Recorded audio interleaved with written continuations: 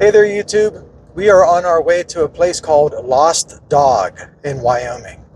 It's part of the Flaming Gorge area. It's BLM land, public lands for boondocking and camping and pretty much any kind of recreation that you want.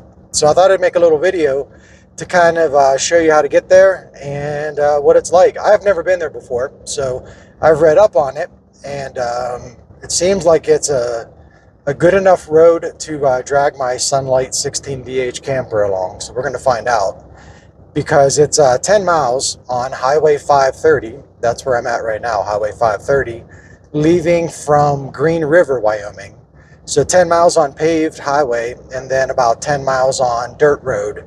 It's Forest Road 12, FR012, Forest Road 12.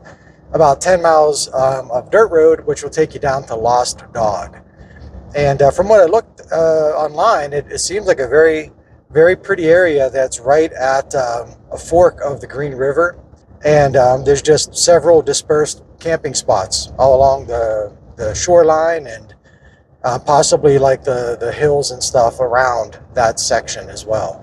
It's the end of September. I don't know what day it is, what day of the month, but I know it's a Wednesday. So it's a Wednesday afternoon right now. It is just a little bit after 12 o'clock noon. I'll probably get there by 12:30 or 1. And hopefully I'll find a spot. So we'll see. All right, so I am turning off of Highway 503 onto Forest Road 12. There is a sign that says Lost Dog, make a left. So it's pretty obvious where to turn.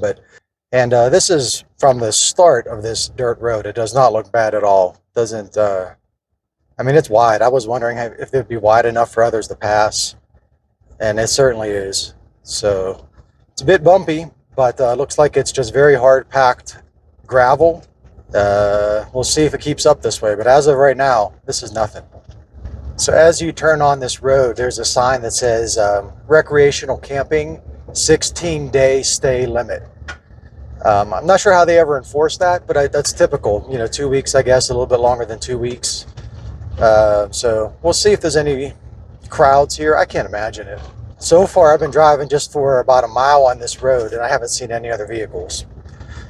And I could see for a mile ahead, and there's nobody up ahead either. So for some unknown reason, my mic decided to disconnect from the phone as I was driving. So I'm doing this as a voiceover afterwards. But there's a couple things I need to make sure that I tell you about this section here. So you could see I'm going around some pretty sharp curves. They look a lot worse on camera than they are in reality. I mean, it's not like I'm going to go over the cliff here, even though it kind of seems like I am.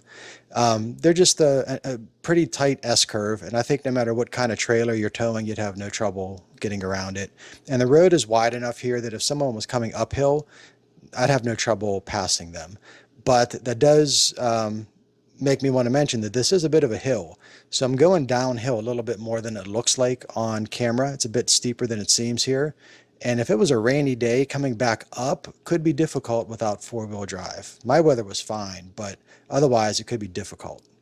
And then you could see once I get down below that S-curve and things straighten out again, the road is really wide. It's quite easy from here on out. That was really the most challenging part, was that section that I just showed you. But you can see how beautiful it is down here too. And there was nobody around.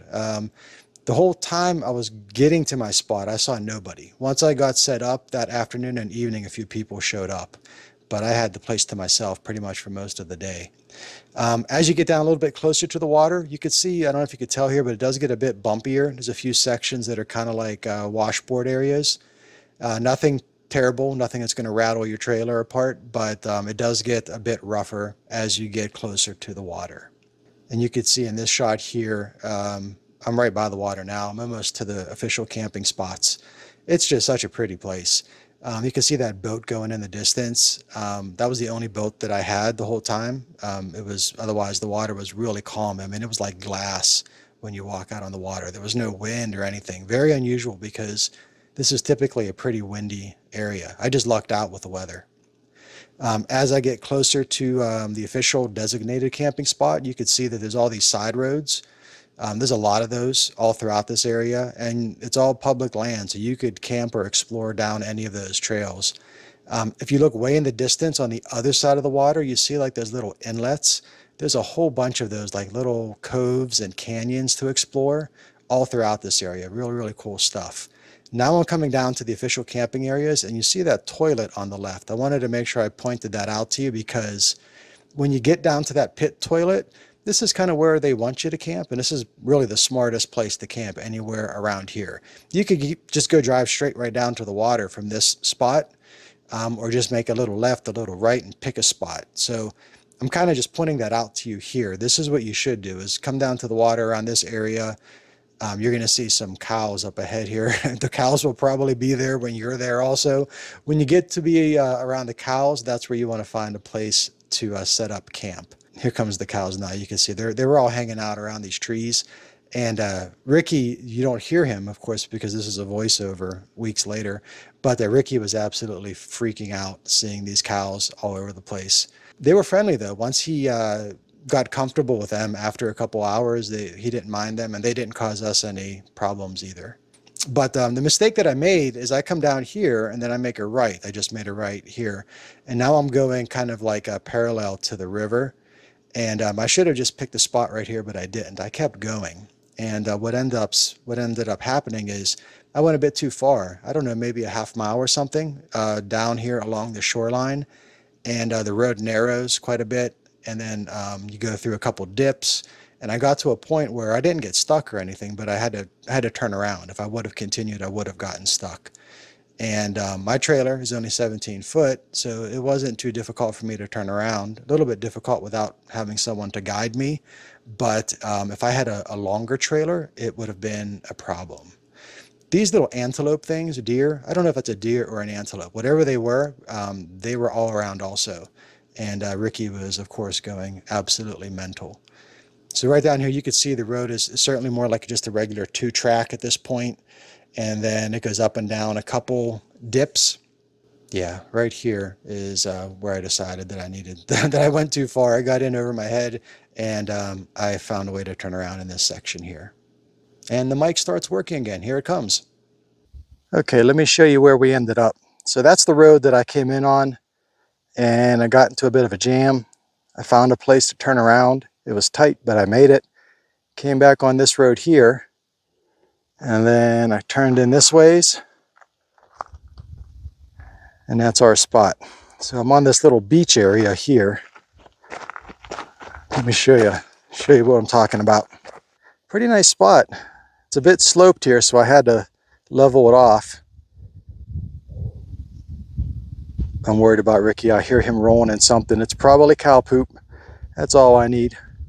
He's brown from something. I didn't smell him yet. It's got to be cow poop. There's cows out there. He's rolling in their poop. But here's my spot. This is a very, very pretty place. I think I did all right. This water is nice and clear. There's a very good chance he's going to be going in there and getting a bath. Just to loop around a little bit. Here's my spot on the shoreline. Not too shabby. So anyways, this is Lost Dog. I guess Lost Dog Recreation Area, Lost Dog Dispersed Camping Area, whatever you want to call it. I'll show a couple aerial shots so you can see where I'm at in relation to everything else. And just in summary, yeah, I think you can get down here. Any two-wheel drive vehicle should have no trouble coming down here. Any size trailer should have no trouble coming down here. But my advice is when you get down to the pit toilet area, pick a spot. Don't go too far to the left or to the right. That was my mistake. I went too far to the right and I kind of got in over my head. Thankfully, my trailer's only 17 feet, so I was able to turn around. But if I had something bigger, I would have had some serious problems, especially not having anyone to guide me. So worked out okay for me. Pick a spot by the pit toilets and you'll be happy. Thanks for watching this video, and I will catch you in the next one.